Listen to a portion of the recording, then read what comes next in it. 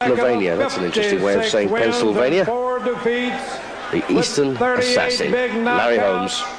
And what a good champion he was. Heavyweight champion of the world, Larry Holmes. There he is, then Larry Holmes beat Ken Norton. If you remember, Ken Norton was actually presented with the WBC title without fighting for it.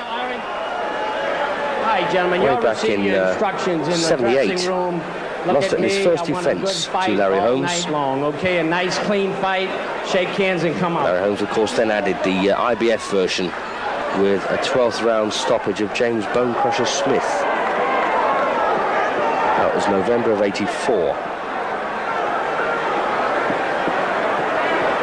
And just 3 fights ago, Holmes mixed it with Evander Holyfield, lost on points over 12 for the undisputed heavyweight championship of the world.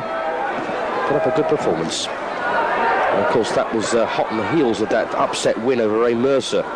Mercer, young, fresh, hard hitting, was expected to dispatch Holmes, but Holmes kidded him, conned him, and walked away with a points win. And Holmes out of the ring for 3 years, having been bashed by Mike Tyson in 4.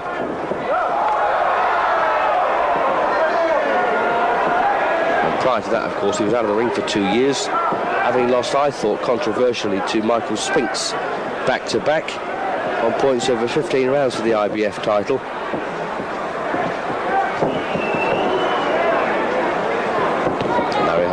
These days going through the motions, picking up good paydays for fighting bums.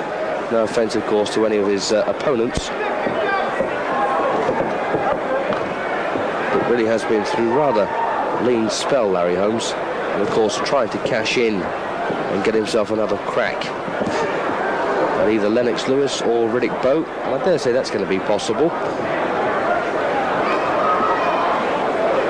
So the men that Holmes has mixed it with, quite incredible. Ernie Shavers, Ken Norton I mentioned before, Alfredo Evangelista, the Spaniard who used to be European champion, Mike Weaver, former champion, and of course he stopped Muhammad Ali in 11 rounds back in 1980. Trevor Berbick, Leon Spinks. Spinks beat him 3, if you remember.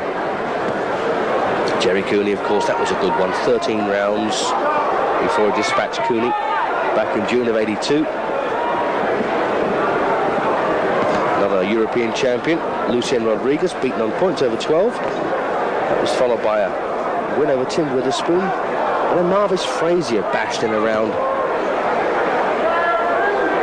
Carl the Truth Williams. And Williams looked very good against Holmes, actually made his name losing to Larry Holmes.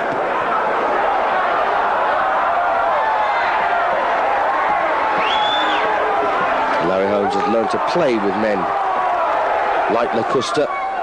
Lakusta probably not too dissimilar to Rocky Papelli, the last man that Holmes mixed it with. So Lakusta's also been in good company. He also boxed Trevor Berbick, which I mentioned before. Stefan Tangsted, former European champion from Denmark. Frank Bruno, of course, lost in 2 rounds back in September of '84 in London.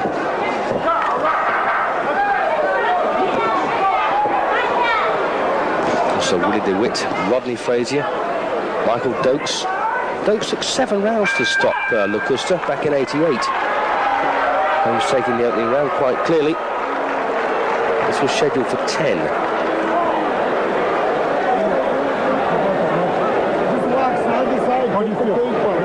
Also Lakusta beaten in a single round by Donovan Razor Ruddock. Tommy Morrison could only outpoint Lakusta over 6 rounds in December of '89. Ken is seconded by his brother Barry. And of course Lakusta, one of the comeback opponents for George Foreman. Foreman stopped him in 3, but not before he'd been very badly wobbled by a big looping right hand by Lakusta. I think the last win that the South African Pierre Coetzee registered was one of his last wins, or I suppose 2 in about his last 10 fights was over Lakusta. Coetzee stopped Lakusta in 2 in '91. So Ken Lakusta then in the blue trunks from Edmonton, Alberta.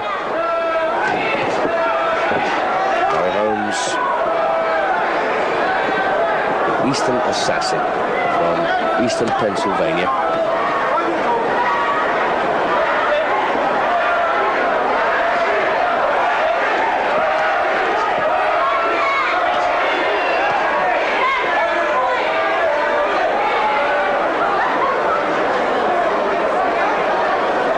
I've got little doubt that Larry Holmes will be facing Lennox Lewis in the future, but the problem Lennox has got is got to get past a fired up and motivated Evander Holyfield in the title defence, and then he might take on Frank Bruno in London, and that's a match I wouldn't mind seeing. In fact, Holmes against Bruno in London. But the problem is Larry Holmes asking for such big money these days. Although that would be a draw, and a very, very good name, of course, on Bruno's record, regardless of the fact that Holmes now is 43 years of age. He's still winning.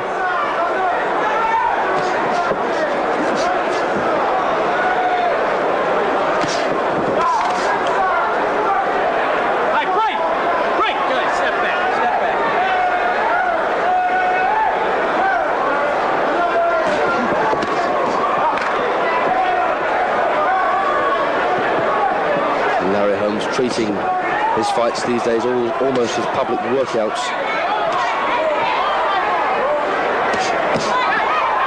It's a very stiff jab from Holmes. Always did have a beautiful left hand. That was good these days. Of course, his ring demeanour spoiled slightly by that middle-aged spread, which none of us can avoid, I'm afraid.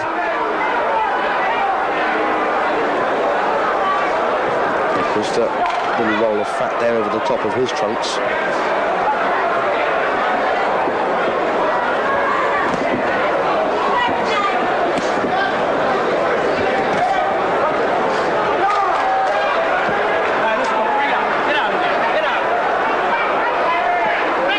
So the Casino Magic, Bay St. Louis in Mississippi, hosting the former heavyweight champion of the world, Larry Holmes,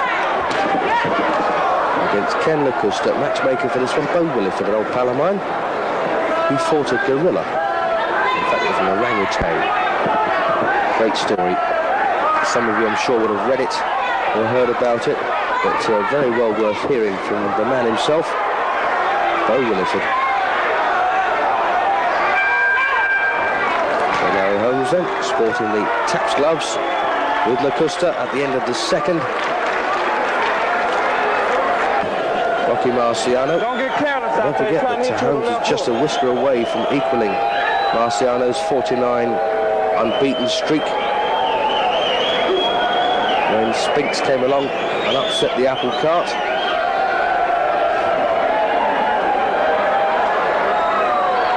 And in fact, Larry Holmes has not had an awful lot of good things to say about too many fighters over the years, and that's one of his problems. He does tend to upset people. He gave Rocky Papelli a hard time as well, verbally, both in and out of the ring. And that didn't go down too well either.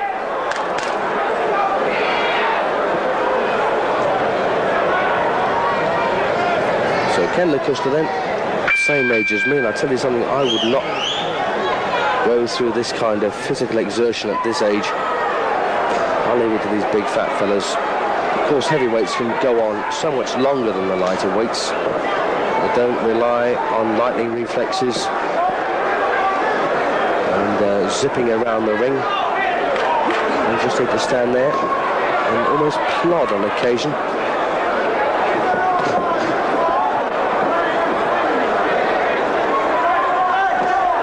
Well, should Larry Holmes be given another title shot? I don't think so, unless he can beat someone worth beating. Of course, Ray Mercer at the time he fought Larry Holmes was considered to be a very useful fighter. He'd already knocked out Tommy Morrison, but Morrison's form really been put in perspective. So I suppose retrospectively you could say that the win over Mercer really didn't count and possibly didn't earn Holmes a shot at Holyfield at the time, but he took it. And of course, the rest is history.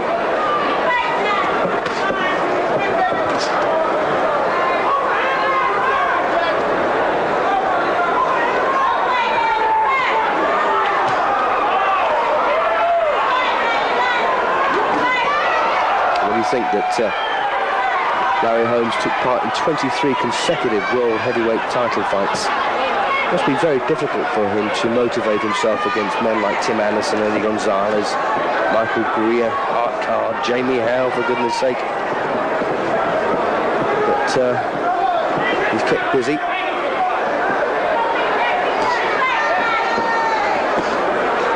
And Larry Holmes, of course, professes to be a rich man. So he's not doing it for the money. He's just doing it, I think, this comeback is rolling on to annoy the people who annoyed him over the years, I'm sure of it. And the right hand there from Lakusta got through.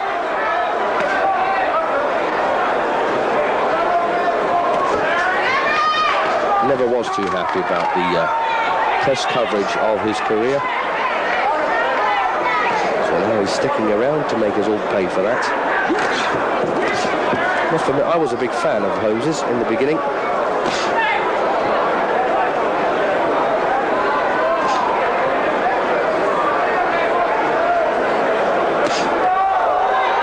Very good 4-year period between, 2-year period between 1882. And in that period he beat Ali, Berbick, Spinks, Snipes and Cooney. That was probably his best time.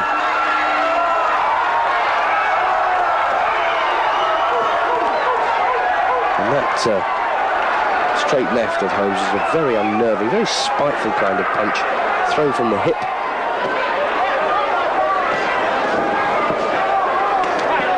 So Larry Holmes then shoots from both the hip and the lip these days.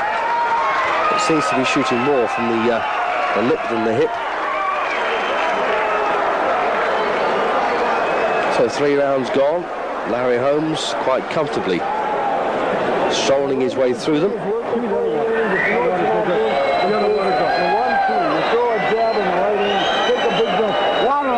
Rounds 4, 5 and 6. So a bit of damage appear on Lakusta's face as he was outboxed and outpunched by Larry Holmes for long spells.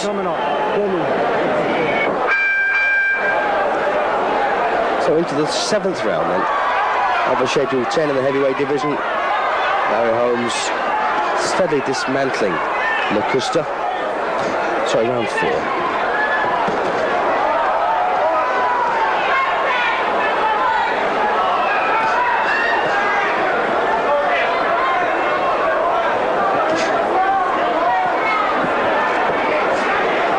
Of course, used to mixing with high name company.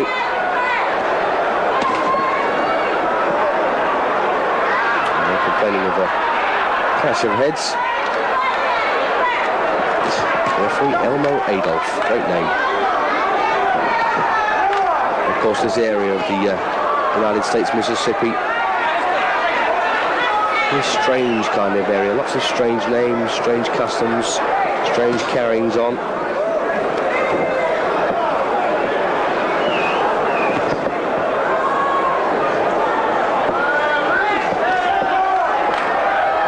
And the last thing that Lakusta wants to do is really to fire Holmes up by getting ambitious, because Larry Holmes, so he can be a bit spiteful, and he does go to work when he feels like it, but normally only if you provoke him. He's a bit like a sleeping dog. A big one at that. As we can see, suddenly he decides to make Lakusta pay for any liberty that he might feel like taking.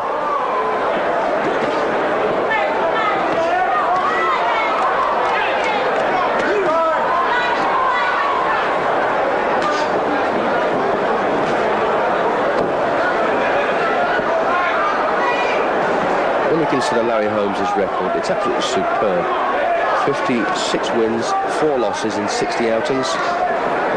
And the 4 losses, say, twice to Michael Spinks, once to Mike Tyson, once to Evander Holyfield. And there's no disgrace in that whatsoever.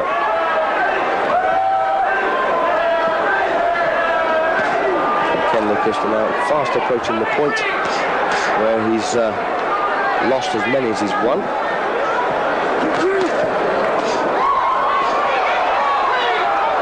41 fights for Lakusta, almost 50-50 record, 21 wins, 19 losses.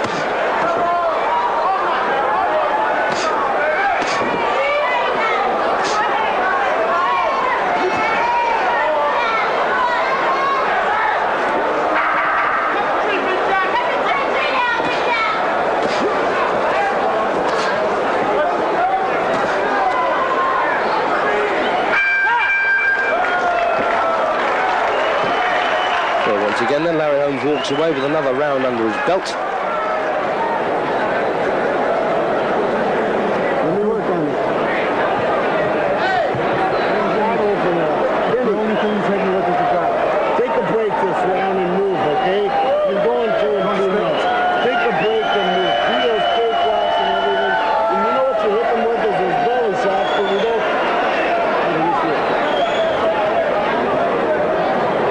Lovely left hand from Larry Holmes. How are you feeling? You all right? He doesn't throw too many right hands these days, but he never really needed to. Remember that one tremendous right hand that he beat Alfredo Evangelista with? He just dropped his hands, walked away, and suddenly stopped in his tracks and crashed into a mighty shot. And down went Alfredo like a sack of potatoes. For the 7th.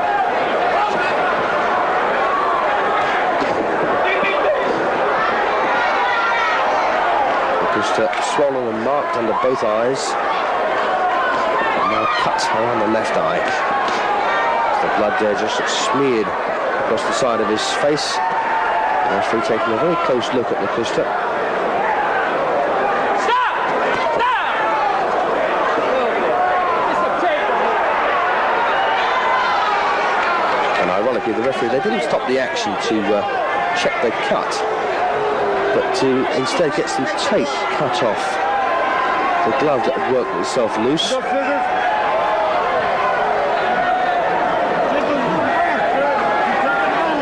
Can you go to pull some stuff, man? Let's go. Pull some stuff in it. Can you not pull nothing? Let's go. You got to scissors. You got to pull some of it. So a bit of needed rest there for Lakusta. Larry Holmes at an age where he should be sitting in front of the fire with his feet up, still going to work, treating Lakusta almost like a punch bag with absolute contempt. And still picking up big bucks. Lakusta won't be getting anything near what Holmes is picking up. He's the man that they've packed in to see here at the Casino Magic in Mississippi.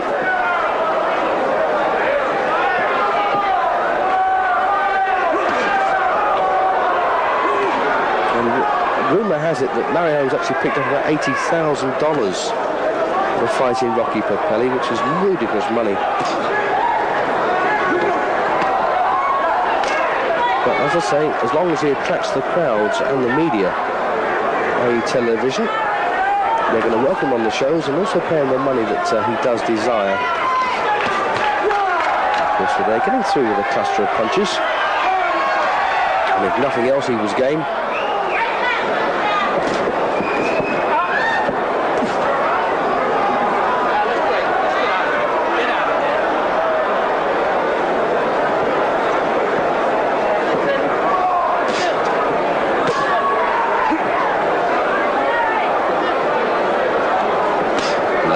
Beating a tune there on the face of Lakusta, that left hand. And it was painfully one-sided by this point. Lakusta not having the skills or the imagination to do much about this.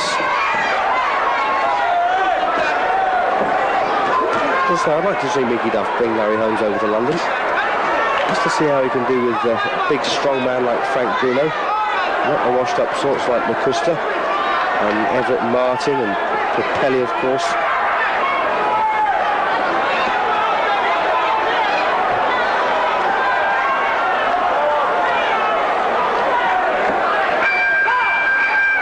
So round 7 comes to a close.